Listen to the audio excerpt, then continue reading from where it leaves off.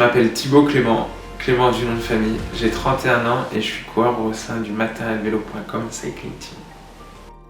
Alors la route des Grandes Alpes, c'est un itinéraire qui va de Thonon à Nice. Ça fait plus de 650 km et plus de 17 000 mètres de dénivelé.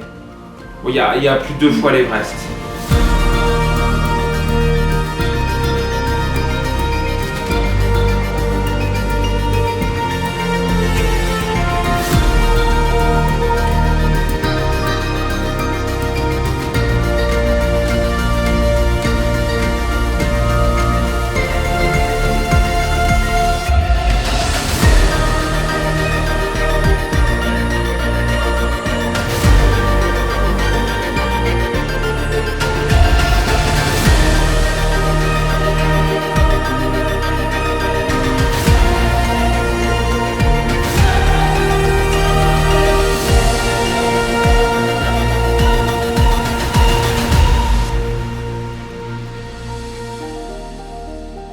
Alors il est né, je dirais, à l'automne dernier, suite à ma traversée de la Corse en automne 2023. Et donc j'en ai établi le record. Donc à la fois le type d'effort et l'idée de record, ça m'a poussé à vouloir en refaire un autre. Donc j'ai cherché un itinéraire encore un peu plus dur et avec qui soit aussi mythique en fait. La traversée des Alpes s'est tombée assez naturellement. J'ai vu qu'il y avait une trace officielle sur laquelle il y avait un record qui était jouable de battre et donc je me suis dit que j'allais tenter le challenge. Ça va être tout juste en termes de batterie, du coup j'y ai pensé. Okay, ouais.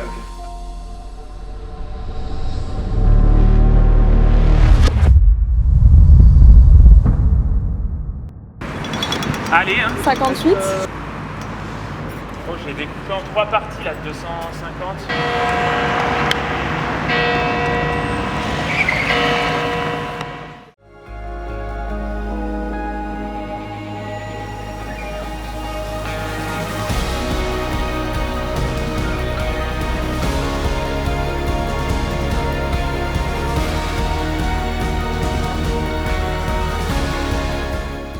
Sur du si long, c'est le mental qui est prépondérant et qui prend le relais au bout d'un moment sur le physique. Et donc de savoir jouer un peu avec son mental et de voir jusqu'où il peut nous amener, comment son corps réagit sur des mises en situation qui sont complètement inhabituelles, comme la privation de sommeil, les efforts cardiaques aussi longs, pouvoir repousser ses limites mentales. Alors physiquement c'est clair qu'on les repoussera, mais je pense qu'il y a pas mal de manières de les repousser. Tu peux les repousser sur des efforts très courts. Mais j'aime bien voir un peu jusqu'où ça peut me mener.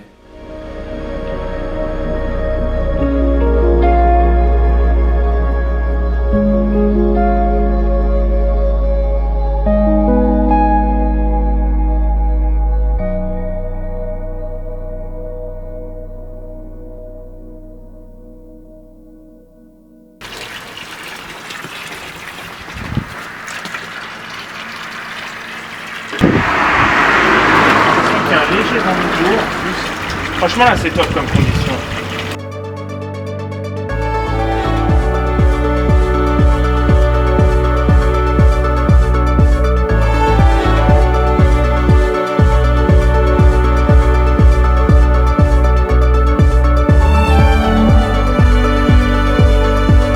Et on y retourne. Tiens ton cellulaire.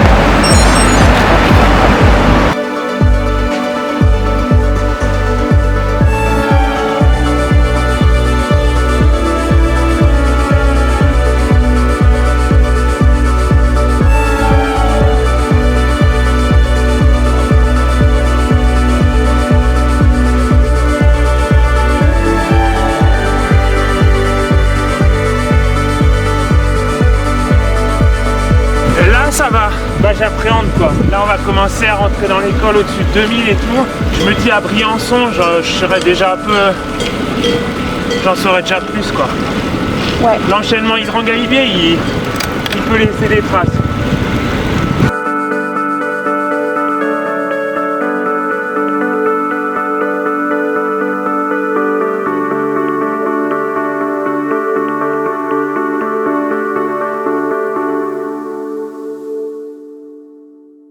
Alors j'avais qu'une main, évidemment la pire section pour avoir ça.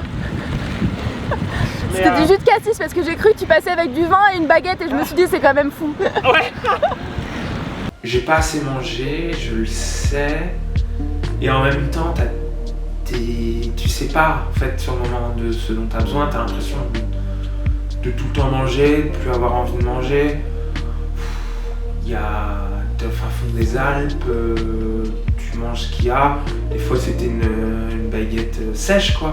En fait à un moment t'as plus de sensation de faim, comme bon voilà, t'es un peu déréglé sur les horaires de repas aussi, t'as plus la sensation de faim. Il n'y a pas vraiment cette sensation de fringale pure, mais en même temps, je pense que j'aurais pu et dû plus manger.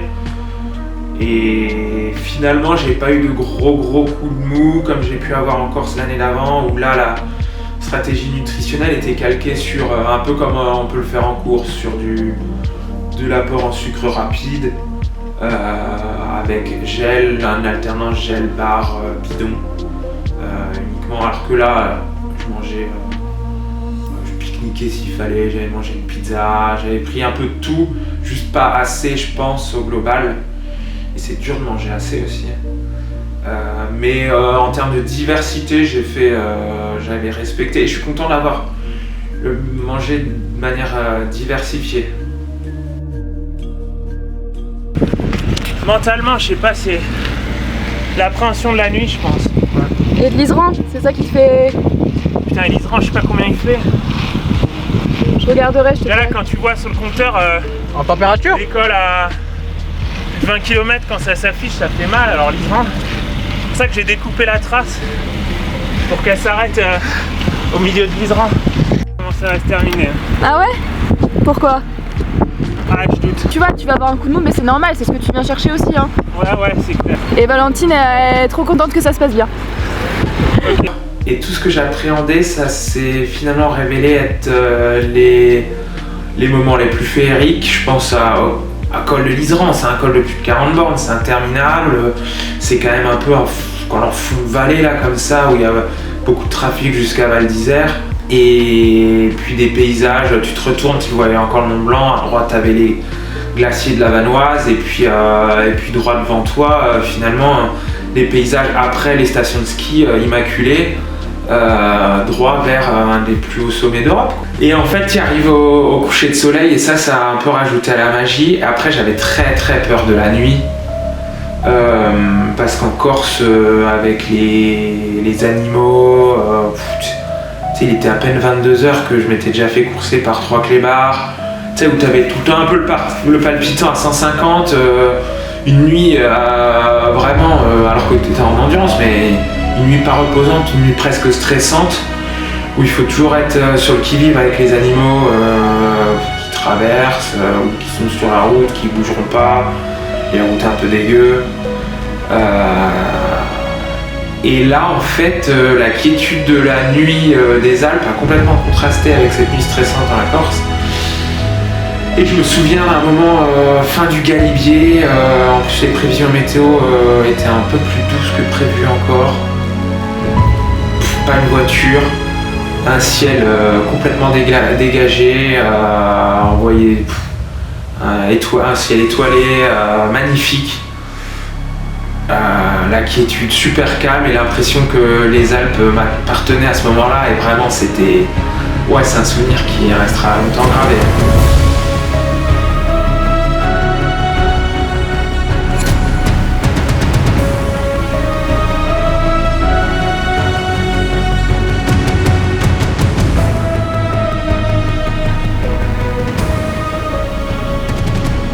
Quand on a vu ton sourire ce matin, quand on a parlé de la pizza, on s'est dit que ça allait être vraiment la source de motif.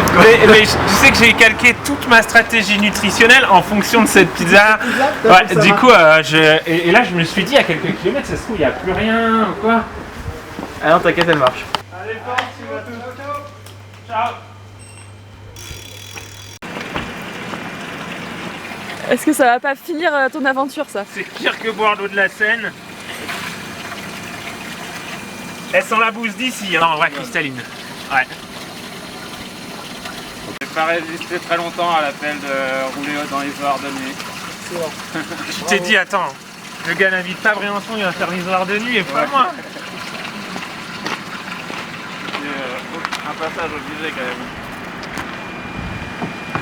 Parce qu'à l'époque on n'avait pas de GPS ou quoi, donc on partait Vraiment à l'aventure. Ouais.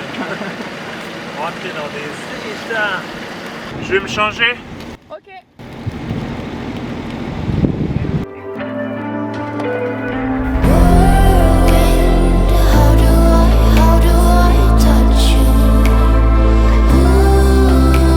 Faire du boulange là.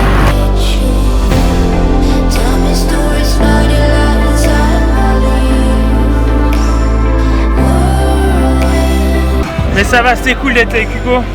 Ouais. Ça t'a fait du bien peut-être psychologiquement? Ouais, de fou. Ouais. C'est passé plus vite. Puis mine de rien, sinon tu te mets dans un faux rythme. Ouais. Tu baisses. Alors qu'en fait, ça change pas grand chose d'aller un tout petit peu plus vite. Juste parce que mentalement c'est de plus en plus dur, donc tu te retrouves dans une allure de confort.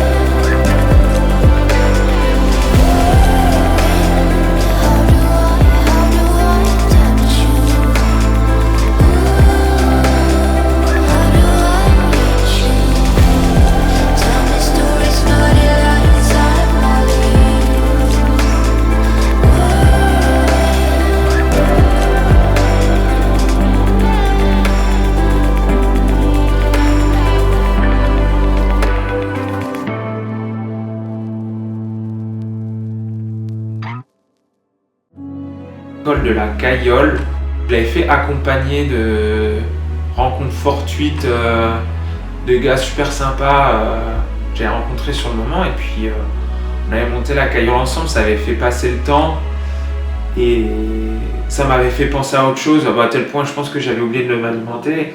Et j'arrive, je fais la descente de la Caillole un peu dénutri, je savais qu'il restait un peu plus que l'étape du tour que j'avais fait 2 mois avant. Donc l'étape du tour c'était 150 km et 4700 de dénive. Et là il restait au moins autant dénivelé, quasiment 200 bornes. Et j'avais vraiment plus rien quoi, plus rien du tout. En plus à ce moment-là tu sais que t'as une route quasi directe qui t'emmène directement à Nice et il n'y a plus d'histoire de col. Alors que tu sais que sur la trace, t'as l'impression que c'est des circonvolutions inutiles que tu dois faire. Donc ça en plus ça rajoute au challenge mental.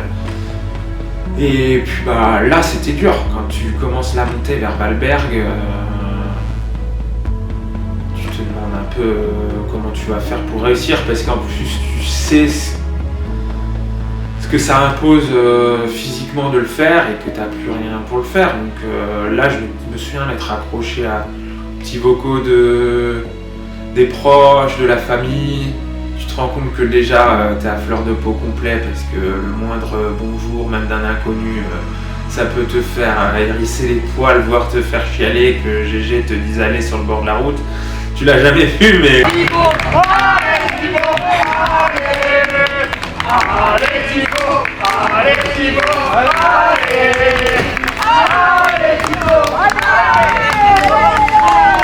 C'est là que tu te rends compte à quel point les émotions sont fortes. À la fois les sentiments de... Tout est exacerbé. Les sentiments de souffrance et celui où tu te sens désemparé, comme celui où, en l'espace de 5 minutes, tu vas sentir l'exaltation et l'invincibilité presque. Mais c'est beau. C'est dur, mais c'est beau.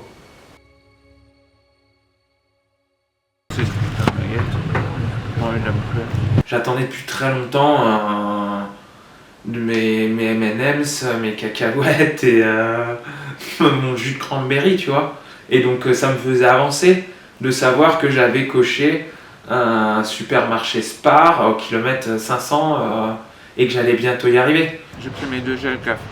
Ok. Donc je regarde, là c'est un Capharnaüm, là ma sacoche.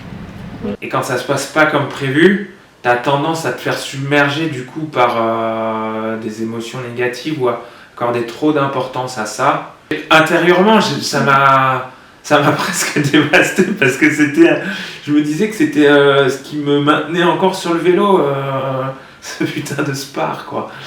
Il reste 2 saloperies. Hein. Colmiane et Turini, c'est 2 saloperies. Même dans ce sens-là? Ouais. Ah, faut pas C'est le côté le plus dur là.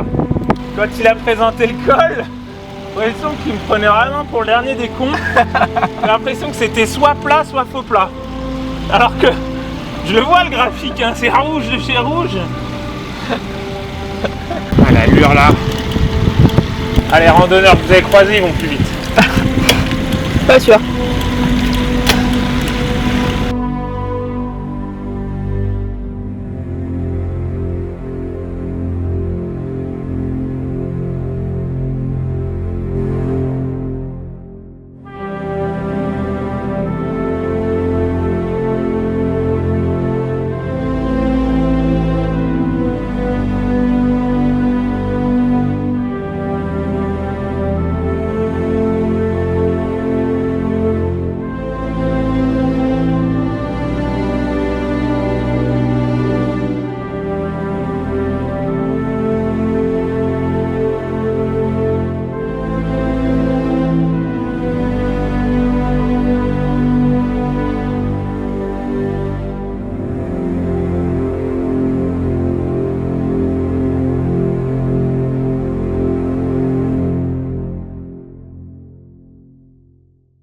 Le Turini, on se fait bloquer à cause d'un rallye, c'est pareil, c'est la fatalité, c'est quelque chose où tu n'as pas de prise dessus. Donc à la rigueur, là, tu as peut-être plus tendance à l'accepter que si c'était une énorme déconfiture dans un col où tu sais pas ce qui se passe, mais que c'est un peu quand même en lien avec toi, ton corps et ta performance.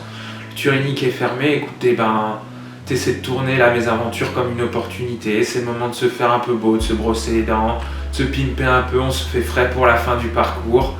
C'est de trouver comme ça un peu des opportunités dans les imprévus.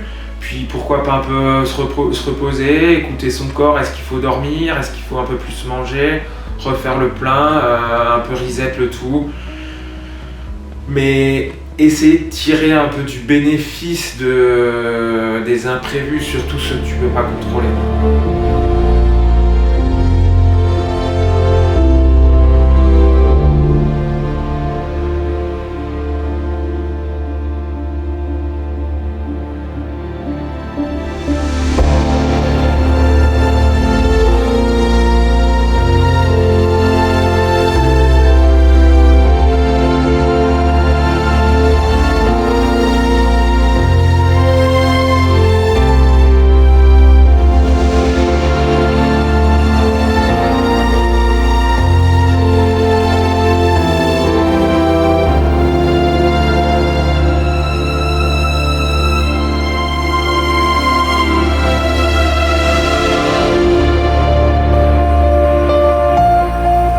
Ah, c'est la fin, mec, c'est la fin!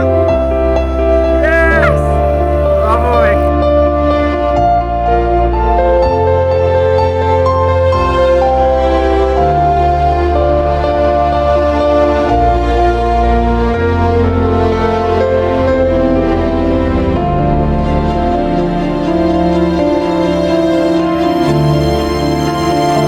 On va arrêter ça tout de suite, on va pas repartir. Je me dis, mais est-ce qu'un jour je le referai, tu vois, avec genre col du feu, chou plane et tout, mais jamais de ma vie. Jamais de ta vie jusqu'à la semaine prochaine, on va dire. Ouais, c'est possible.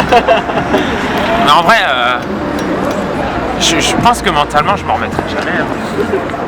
Je peux quasiment plus pédaler assis. Mais vraiment, Ah oui premier degré, je peux quasiment plus pédaler assis. Je suis à moins de 100 watts, c'est catastrophique. Moins de 100 watts? Ouais, je peux quasiment plus que pédaler en danseuse. Et je tiens pas trop la danseuse, donc... Mon objectif, c'était que tu me retrouves le plus tard possible. On avait fait quoi, 1 km? Ah, j'étais là, waouh, salaud. C'était ouf aussi ce que tu as fait avec les personnes qui passaient. Ah là, Franchement, c'est ça donne. du spontané, mais ça a fait Ils son ont joué effet. le jeu, hein. Ah bah ouais, Comme Et dans franchement, ça donne des frissons. c'était cool. Franchement, c'est trop bien. Dans le Turini aussi, ils l'ont fait? Ouais, dans le Turini, ouais. Dans le Ouais. Turini, ouais. Ah, trop bien. À fond. Ouais, mais regarde, en plus des Allemands. Là, des gens qui parlaient, je pense, des Suisses allemands. Ah ouais. Ils parlaient français et donc ils ont à peu près compris. Et... Ok, allez Thibaut. Oui, c'est ça. Des réflexions que j'ai pas forcément dans la vie de tous les jours et que j'ai pu avoir sur ce type de traversée, où j'ai aussi compris, alors je sais pas par quel mécanisme psychologique, mais ce que j'avais vraiment envie de faire dans ma vie, les sensations, les plaisirs que j'avais envie d'avoir ou les contrariétés que j'avais plus envie d'avoir.